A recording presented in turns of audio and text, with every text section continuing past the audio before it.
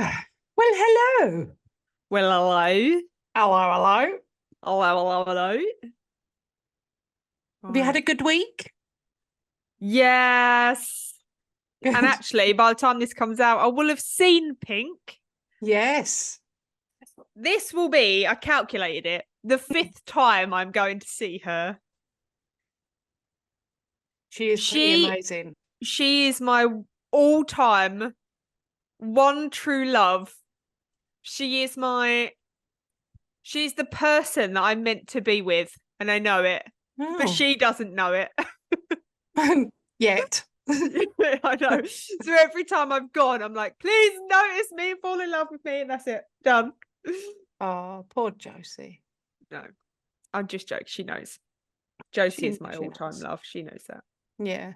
But I Well, do love Pink. yeah. Maybe She also Pink's knows that. your hall pass. Oh, absolutely. Yeah. Arnold Schwarzenegger is mine. Oh God. Don't you? Oh God, him. Oh God. Oh goodness. I love him. Okay.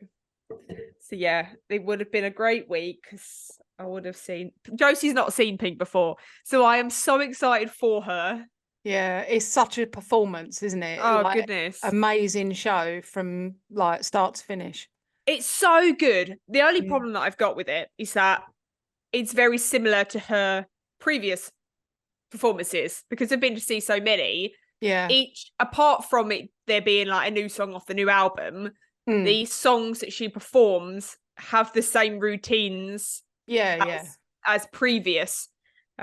So I know like unless she changes it up, what she's going to come out and do to that song, or what she's going to come out and do to that song. But even if I didn't know that, I would know it because I would have watched loads of videos. Mm. Yeah. Yeah, I mean you're pretty much part of the crew, so Absolutely. yes. So yeah, would have been a good week. How about you? Good. I'm anticipating that my previous week has been great. That's fantastic. And that's how we should live our lives. Absolutely. Yeah, positivity.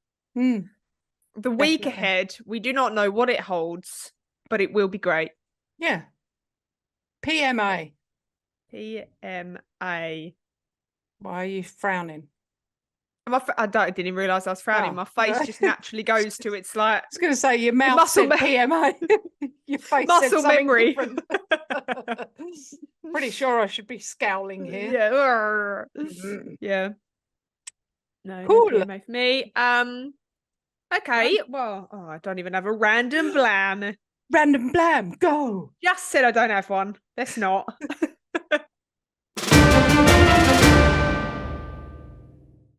I noticed that ritual was in the title of this episode. So I'm going to tell you about the mating ritual of the Australian redback spider. Oh, right. Yeah. For our Aussie listeners. So Cannot wait.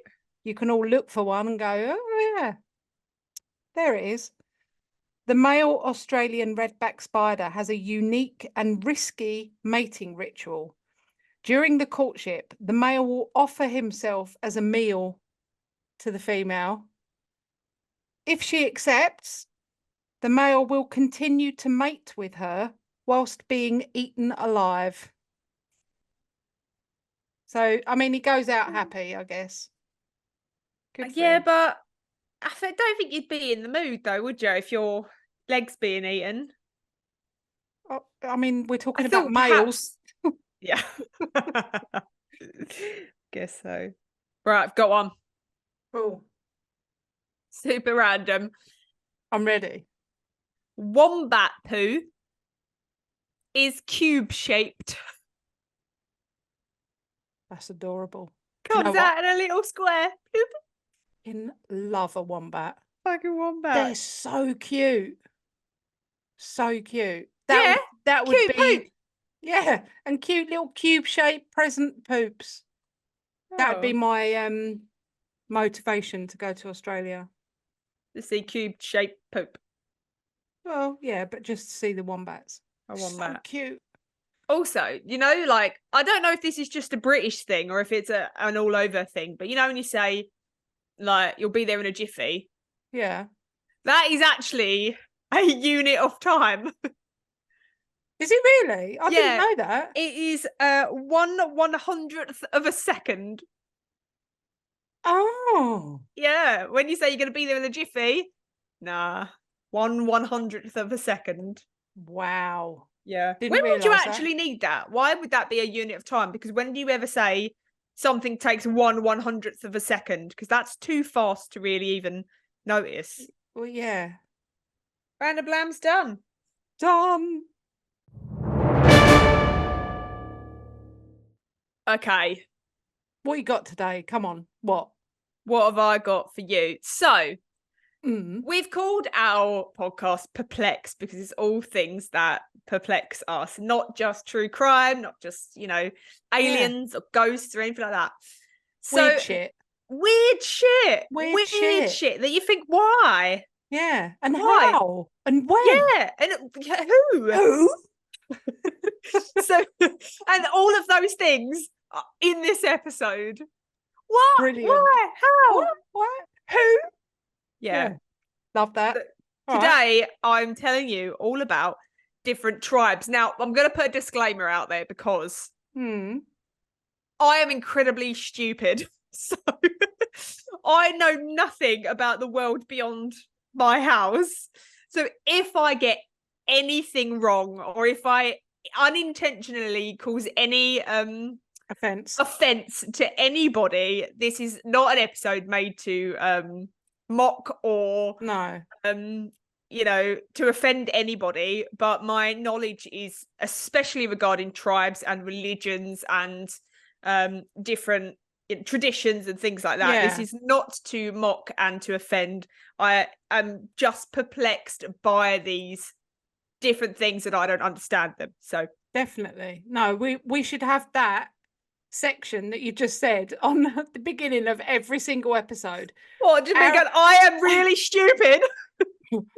We aren't women of the world by any means, and it's highly likely that we're going to offend people, especially with my sense of humor. Yeah. And I don't mean it to take the mick out of anyone or to laugh at anyone's expense. I find certain things funny and they're inappropriate, and I get that humor from my dad. He's always been very inappropriate. Between Sarah and myself, we have covered many, many different subjects and topics. We do not mean to offend or upset anyone. We just find a lot of really weird shit on the internet, in books, on telly, and we want to talk about it. And I'm baffled by it. yeah, and we're just so perplexed by certain things in this world, and that's what perplexed is. So yeah, sorry, but Not sorry. yeah, not sorry. We don't mean to upset anyone. We But just I am genuinely sorry if I do upset people or offend Yeah. anybody, because I'd hate to think that I do. yeah, So it's definitely not our intention ever to throwing upset. it out there. Sorry to Yeah. everybody that listens. Yeah, full stop. Sorry. Yeah. All right, let's do it then.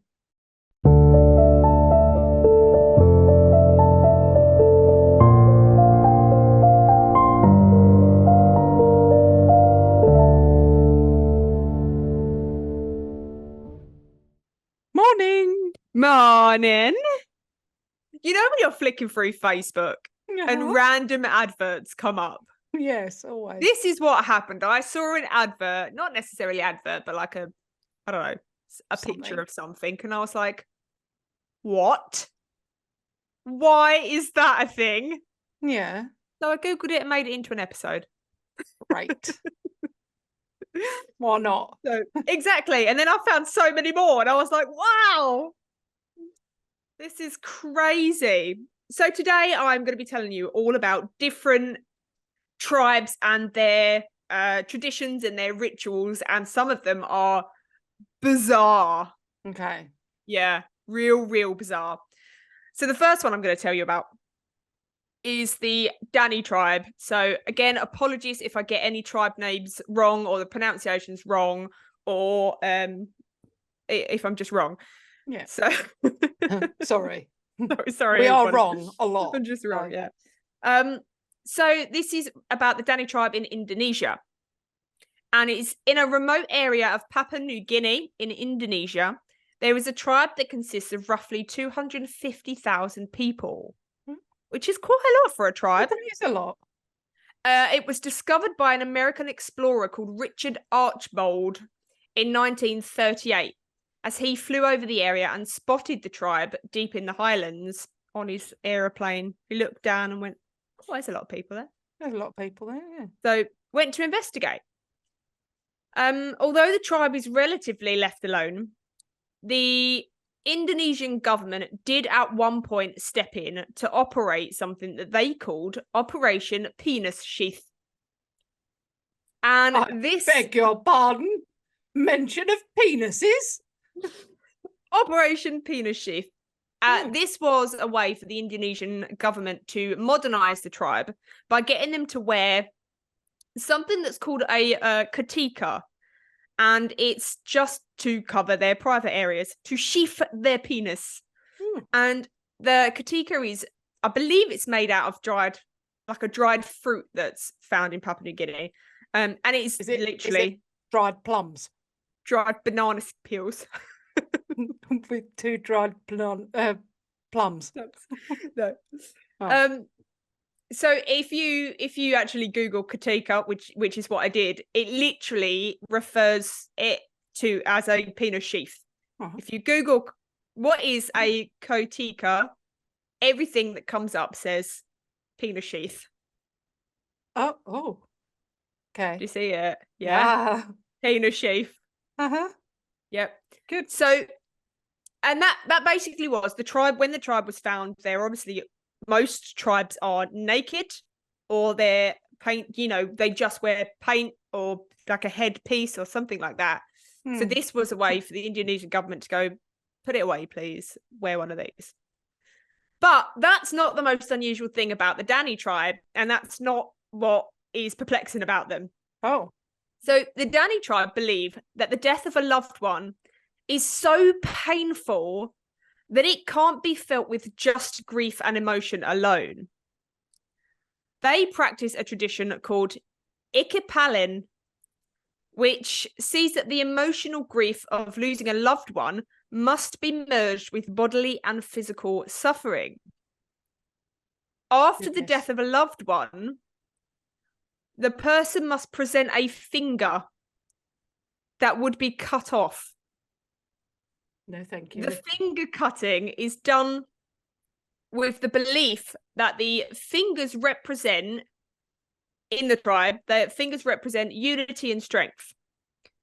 So that they believe that the inability to function properly with missing fingers represents the, a hollow, demising strength of the family due to a lost loved one. So they think that all of the fingers on the hands combine to make a strong person, strong family unit, So when the death of a loved one happens, that is almost a finger loss of the hand. Yeah. So they chop off a finger. The finger cutting is a ritual that occurs during the grieving process. So after the loss of a loved one, during that time, they chop off the finger, and it's normally carried out by a close relative. The top of the finger is normally amputated using a stone blade. However, what people tend to do is they try and weaken their knuckle joint by chewing on it. And then they tie a piece of rope around the top of their finger to cut off the circulation. So it's like where the big knuckle joint is, not the very tip, but the big knuckly bit. So they're left with just this small stump. And obviously with the circulation cut off, the nerves and muscles die because there's no oxygen, and it eventually falls off. The wound is then cauterized to stop the bleeding, and the detached finger is burnt. The tribe believe that cutting off the finger also keeps the agitated spirit of the deceased at bay, because it's symbolizing to the deceased person their sorrow of their passing. So if you don't cut off your finger, essentially you're not sad that you've lost somebody. Jeez. This is primarily done to women. I couldn't find why. Because it's always the women that get it. It's always the women that get it. It said that some mothers will bite their infant daughter's finger off as a baby because they believe that having a full set of 10 will constrict their way of life, and that by losing a finger, it extends their lifespan. Good grief. It isn't unusual to see an elder woman of the Dani tribe with most of her fingers just like these little nubs. I was going to say, they'll have like four out of 5. That's wrong. 3 out of the 4 will just be nubs, and they'll just have like one normal finger. And that is because of the amount of people that they've lost, or, you know, if from birth one was already gone. So it isn't clear when this tradition started, and it has actually recently been banned by the Indonesian government. However, it does still continue.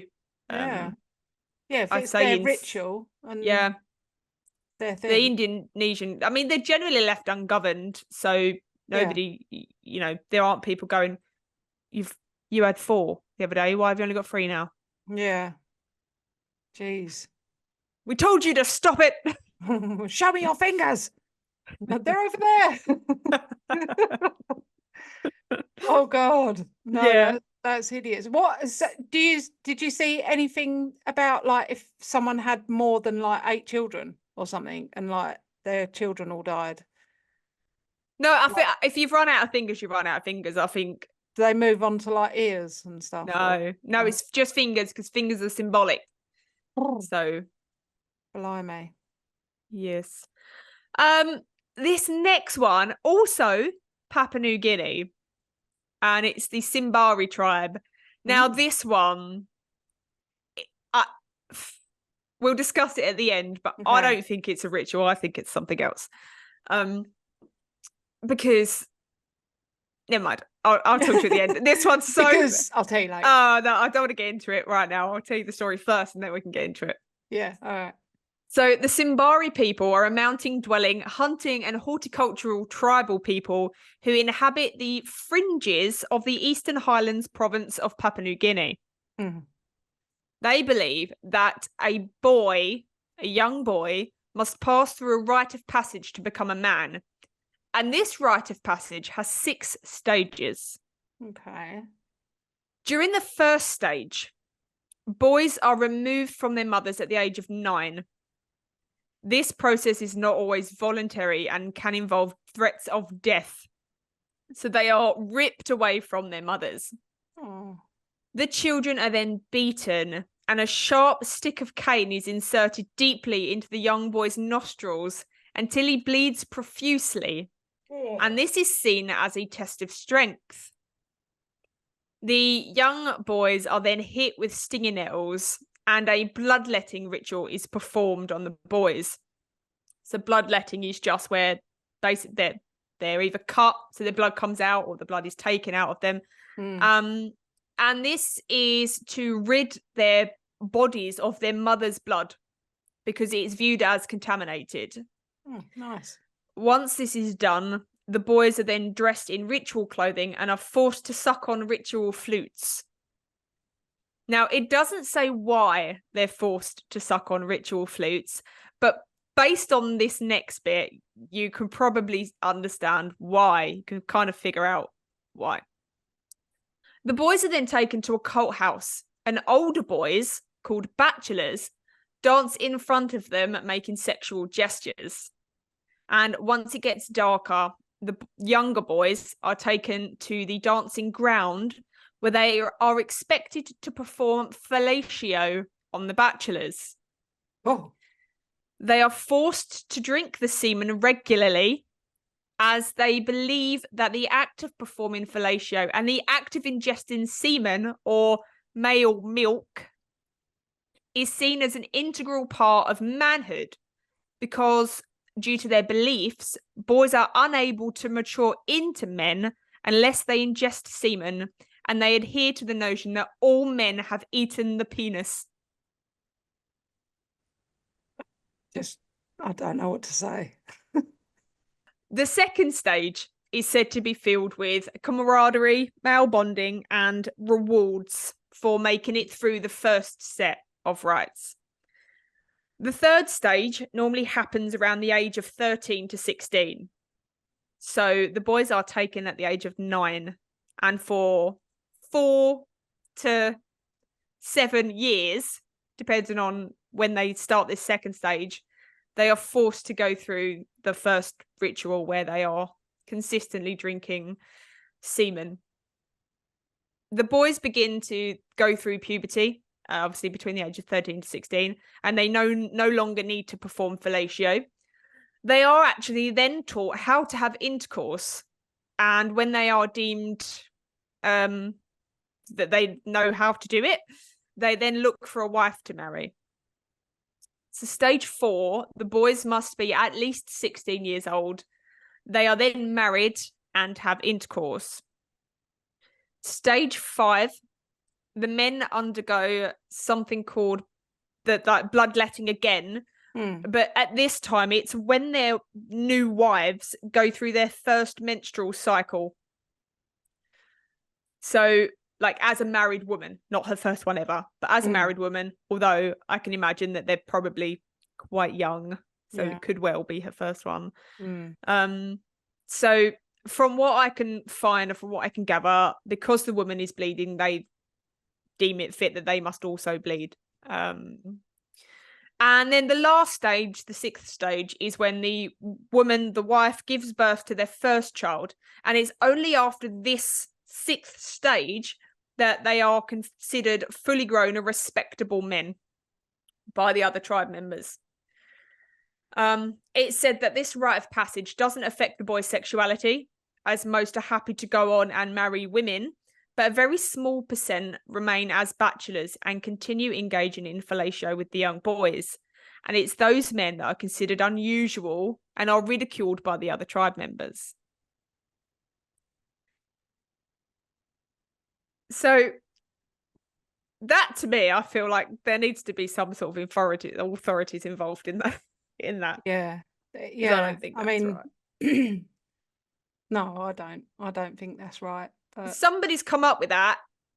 To suit them. Some paedophile has come up with that and gone, oh, didn't you know that they won't go into a man unless they drink. Yeah.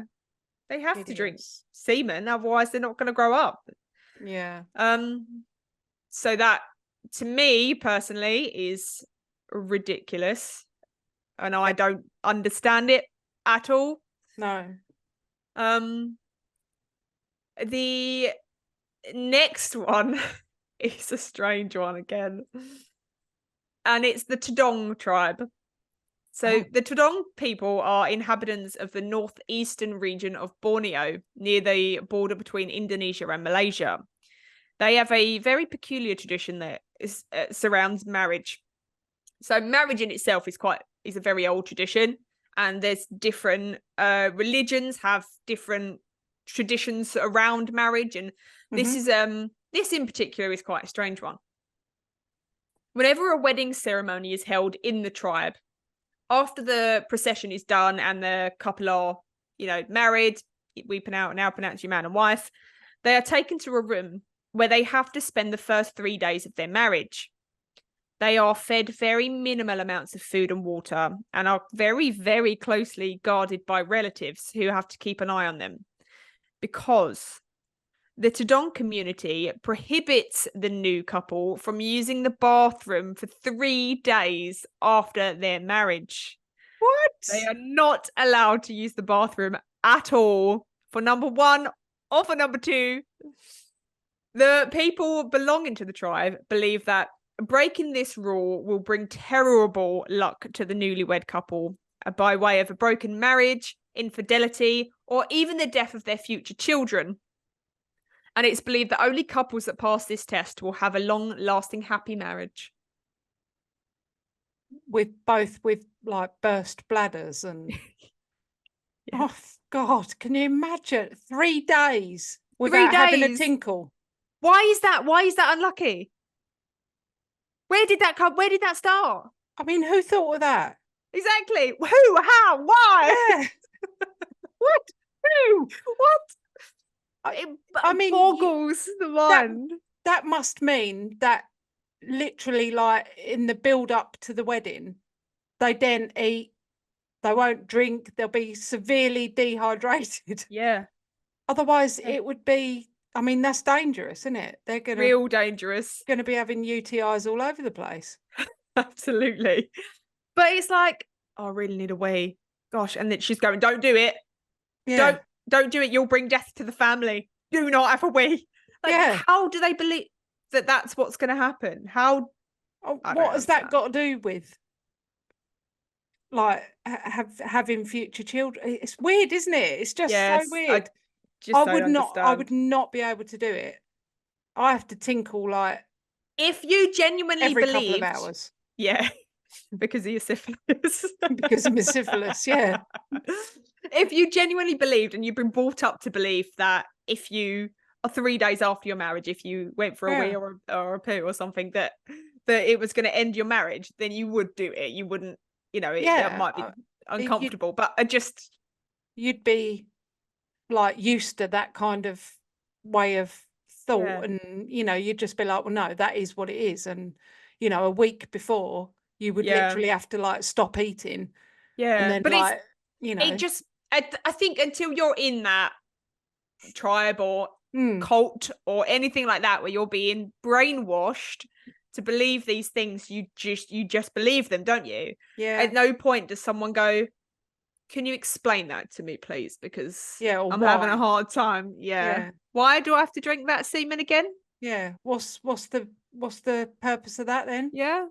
Yeah, Um, no, you wouldn't, would you? But just baffles me. oh, I'd be weeing everywhere. I'd be Like a cat spraying spraying my a scent. yeah. I'd spray the whole hotel room and my new husband and everything. That's how just sitting in the cool. What are you doing? Why are you Yeah, squatting? I just be You like, better not be weeing. I didn't go to the toilet. I'm just walking around in the hotel room, and yeah, Wee's come this out. happened. Yeah, they'd be like, it looks like something out of The Exorcist. I'd be like, well, I got syphilis, and I. So this next one is the Satir Maui people of Brazil. And they're a tribe that lives in the Amazon forest, the Amazon rainforest, not just the Amazon forest. Oh. The Amazon rainforest of Brazil. And I believe there's quite a lot of tribes that live in the Amazon rainforest. But they believe that any boy who wants to become a man must experience the worst pain that the jungle has to offer. And that comes by way of the sting of Paraponera clavata. Oh. Or in English, the bullet ant. Oh, I was gonna. It sounds like an STD. Yeah. No. Because we've been talking about syphilis. Let me tell you about the bullet ant. Okay. The bullet ant is a species of ant that has the most painful sting of any insect. They are also the biggest ants. They are about 3 centimeters big. They have a serrated jaw that can cut through human flesh like butter. Oh. But that's not the bit that's the issue. It's the other end, the stinger, that causes the issues. Oh. The sting rates are 4 out of 4 on the Schmidt Sting Pain Index, which was created in the 80s. Yeah. And there are only 2 insects with a 4 out of 4 score. That is the bullet ant and the tarantula hawk wasp. Oh. So have you seen those videos where people purposely get those things to sting them? Yeah. Yeah. Some victims compared the pain of a bullet ant to that of being shot, hence the name of the insect. It is described as causing waves of burning, throbbing, all-consuming pain that continues unabated for up to 24 hours. Oh. Another person says, there's another quote, and it says, it is wildly painful and excruciating in length. It's just not just like initial pain. It's pain Yeah. unabating Goes for on and on hours and and on. hours and hours. Oh, So for imagine if their you were like, if you had a parent from each tribe and they were like, you need to follow my rituals. And the other one was like, you also need to follow my rituals. And they basically put you in a room with a load of bullet ants and told you that you can't wee for 3 days. That'd just be the worst 3 days of your and life, here wouldn't have some it? semen. Yeah, and drink this. So for this manhood ritual, they must first collect the ants. So they have to go into the Amazon rainforest and find loads of bullet ants. Mm. So using smoke and sound, they lure them out of their nest, and then they've got these big old sticks where they get the ants on the sticks. They're big ants, Are and they get they? them on the sticks, and then they put them in like a hollowed out cane. What are those? Right. Like a bamboo thing with Bamboo a hole in the cane, middle, yeah. and they put them in there, and they've got a big stopper on it so that they don't come out. And then once they've all been collected, it's not just one. There's Not the one. hundreds of them. They're Oh, taken back to the village, and then they're submerged. All the ants are poured into this liquid that's been made from the cashew plant leaf, and it is basically like a natural sedative. So all these ants are poured into there, and it was described as a natural chloroform, and it renders okay. the ants unconscious.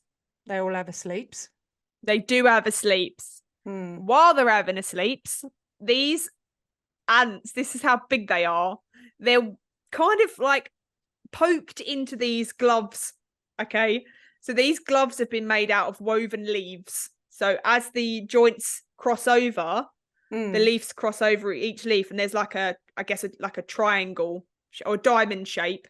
The ant is poked in, so the stinger end is facing directly into the glove, and the head is out, and it kind of pinches their bodies so that they can't move. They can wiggle around, but they can't get out. Yeah. Then when the ants regain consciousness, smoke is then used to essentially piss them off.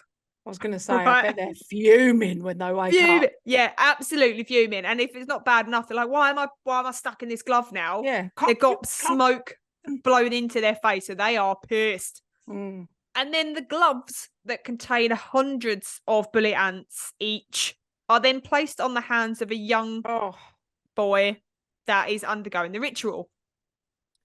Geez. The boy must keep the gloves on his hands for a full 10 minutes.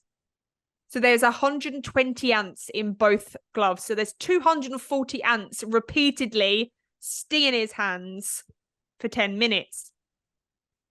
That's hideous. While they're wearing the gloves, the boys, they have to dance around and chant. And it is to keep their minds focused, to keep them distracted from the pain. And it said that some men that don't do that, or some men that do that and it doesn't work, that it's so painful that they look for something to chop their hands off. Just get it gone, get it rid of. They just want to be out of that pain.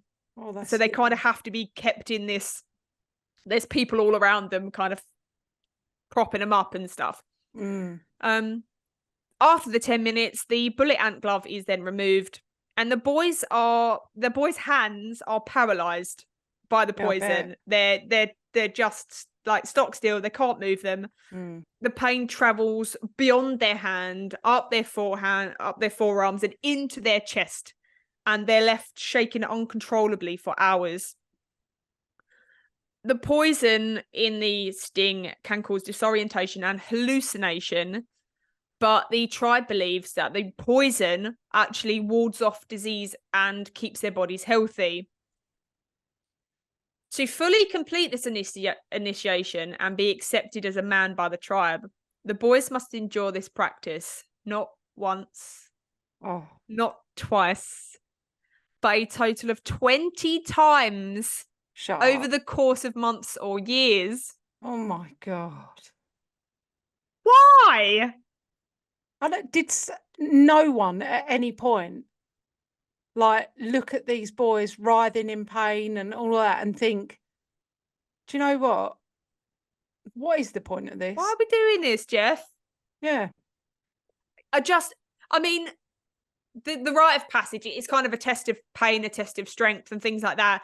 They know that the bullet ant is incredibly painful, incredibly poisonous, and it's horrendous. And they've got through that once, and then they've gone, that's not enough.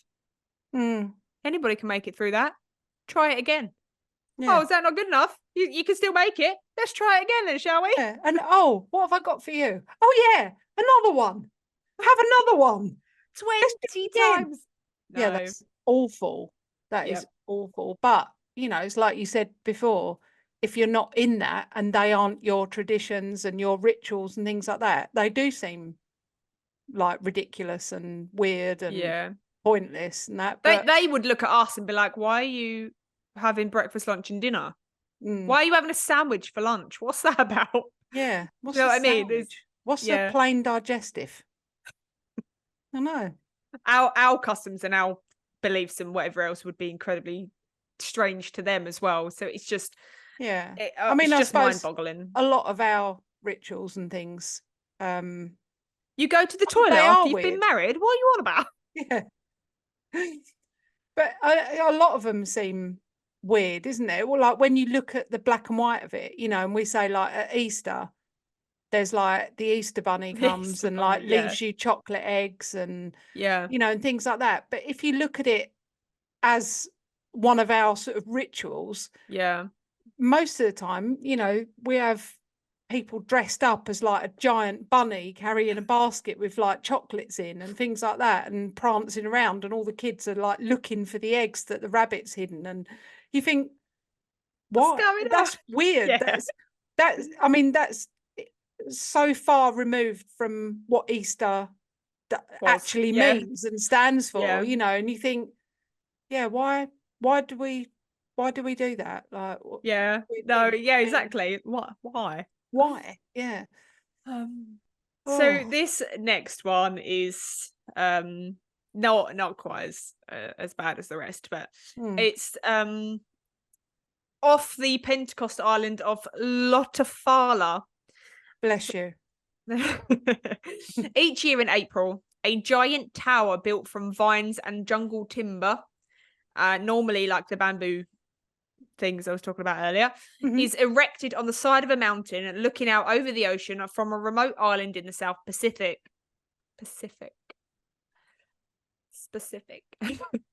South Pacific. South Pacific. Men will climb to the top and secure their ankles with vines before jumping to the earth below. So folklore has it that these land dives began when a woman was fleeing her angry, abusive husband. And while she was fleeing him, she climbed up a tree, and then he decided to climb after her. So she panicked. She tied some vines around her ankles, and then she dived off to escape him. She survived. He, however, plunged to his death. And since then, the ritual has been practiced annually at several villages along the south coast of the island. And traditionally, the land diving is kind of held to ensure a bountiful yam harvest, and also as a rite of passage for the young men in the village. Makes sense. So there's a lot of there's a lot of reasons that it goes on. You want good yams? Tie a vine to your ankles and throw yourself off a cliff. Dive into the ground. Yeah. Wearing only janambas, which is a customary penis wrapping. Oh yeah, I wear the same. Yep. Men climb to the top of the tower, which is around 30 meters tall. They tie these jungle vines to their ankles. They make exaltations to the gods. Please give us bountiful yams, that sort of thing. Before launching themselves as far away from the structure as possible.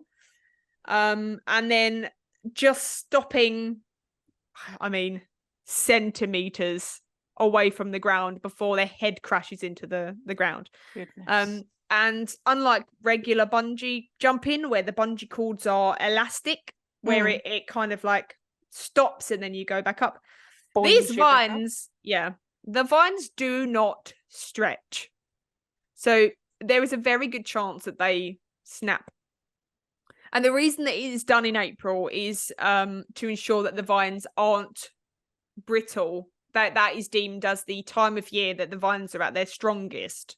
Right. The area in front of the tower where generally the people land is I looked it up and it said that the earth is softened.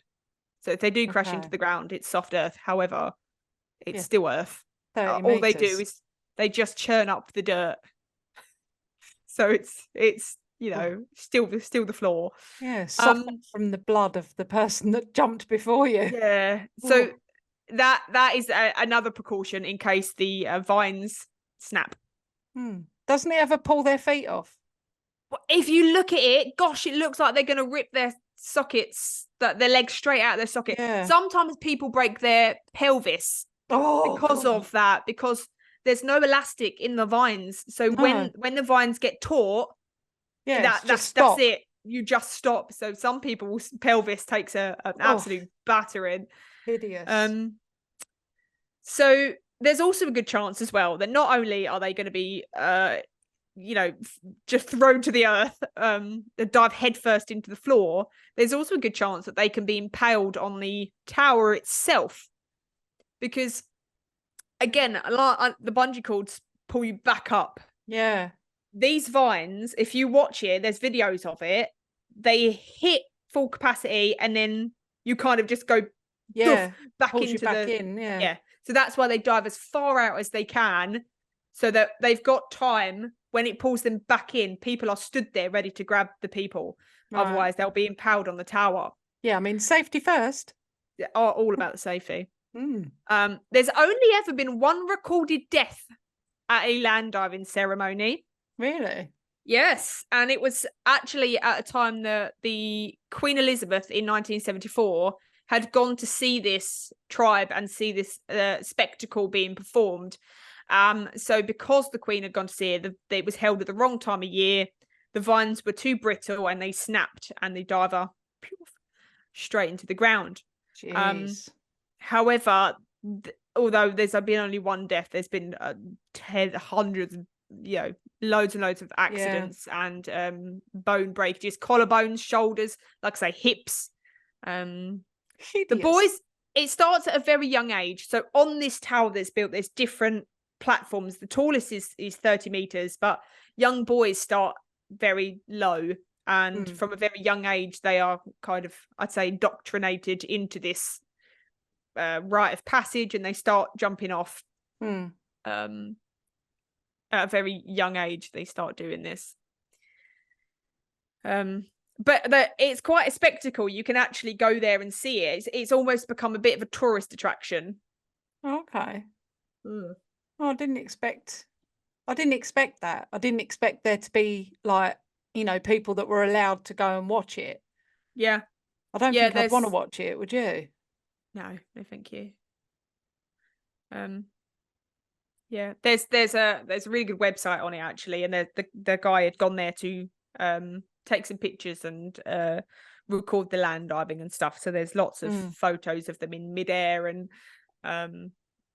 but it's quite a spectacle, and I can imagine because the women are all there and they're all like chanting and dancing, and the men are there with their spears and stuff. So I can imagine it being quite a atmospheric place to be. But yeah, definitely. Not for me. It's not for me. This next place, however, prob the place I'd be. Yeah, you're all about it. Yeah. The Bodhi Mayen people, and they live close to the Omo River in southern Ethiopia. The men of the Bodhi wear only a thin strip of cotton around their waists, and they walk about naked, which a lot of tribes do. If they've not been sheathed yet, they generally are naked. They are also incredibly overweight. The Bodhi people believe that the bigger the belly, the more attractive the man.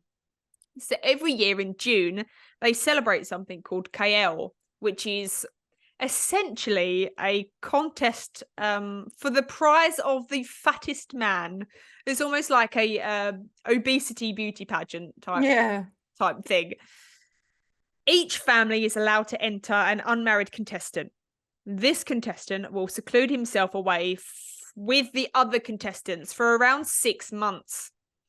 And during this time, the contestants live off of a horrific diet of cow's blood, milk and butter.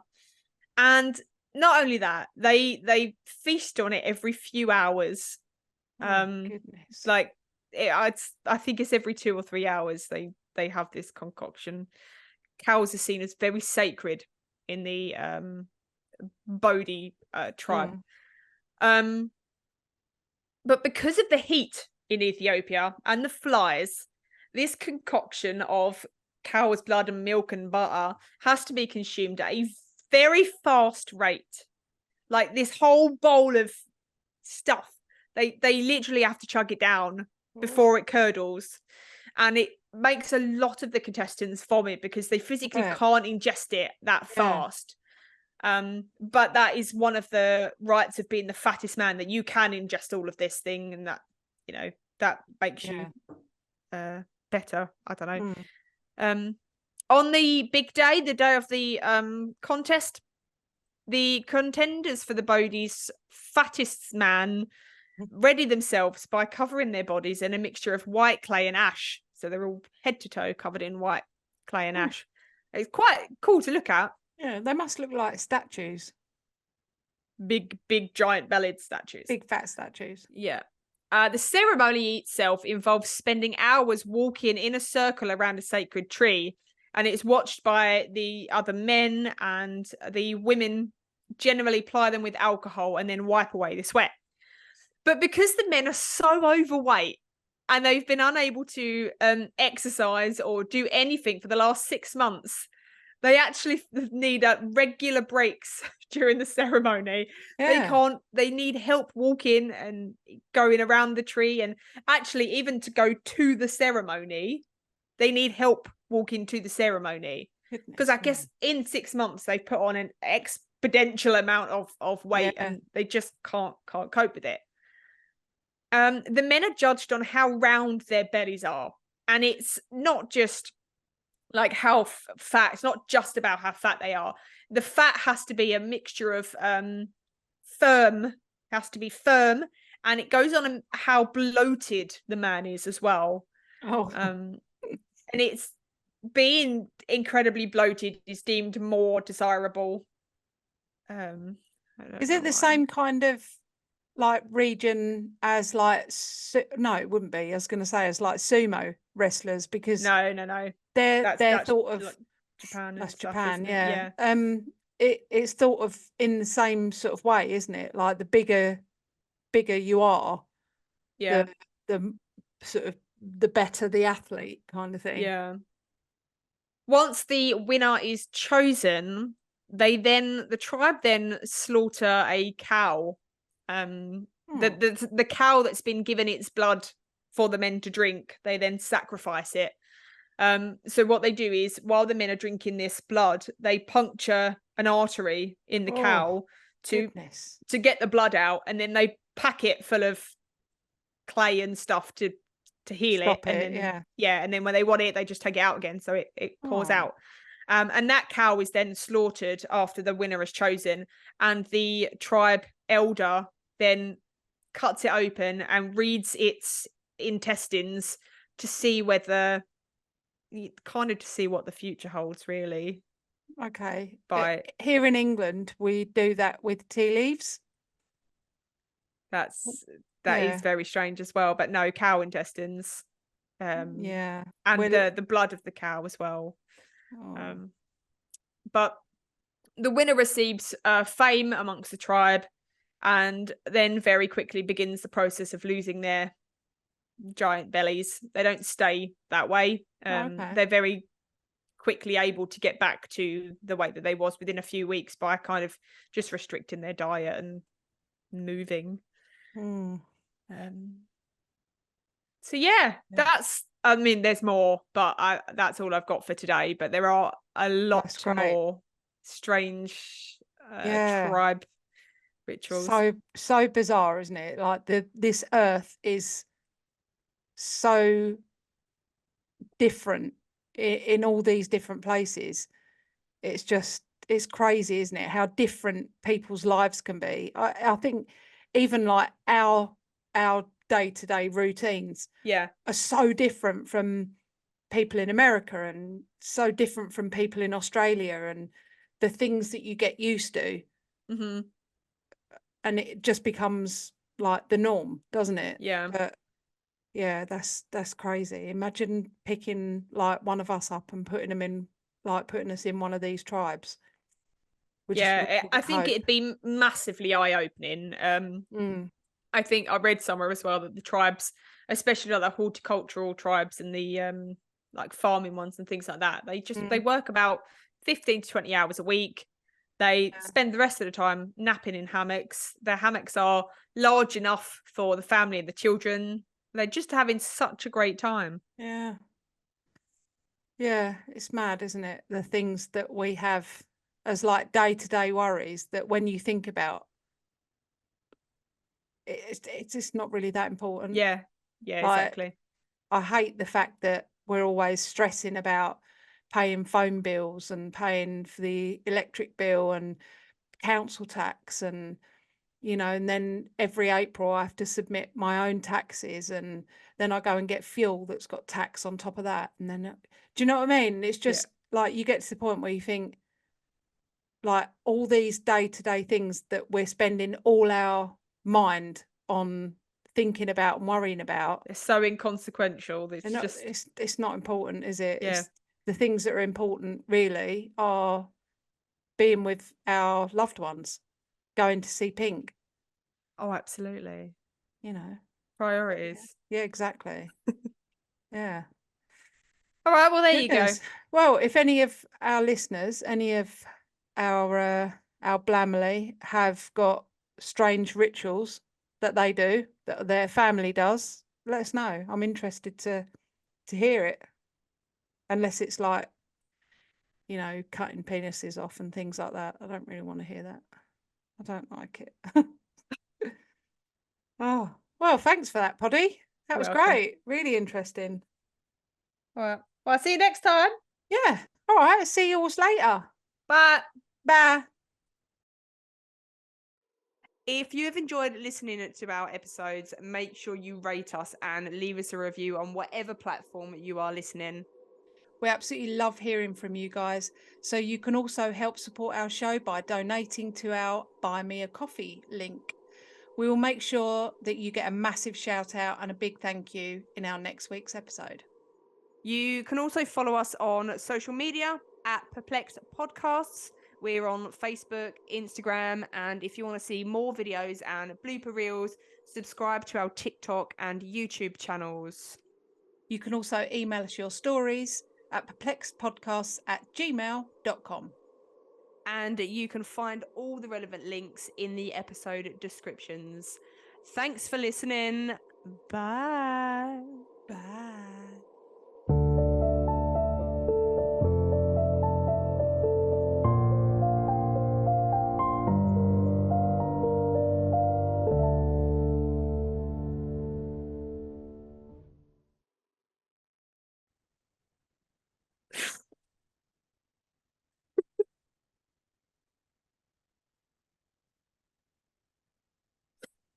Fuck's sake. Right, that's it. Is that it? Cool, yeah, cool. Yeah. Cool, cool.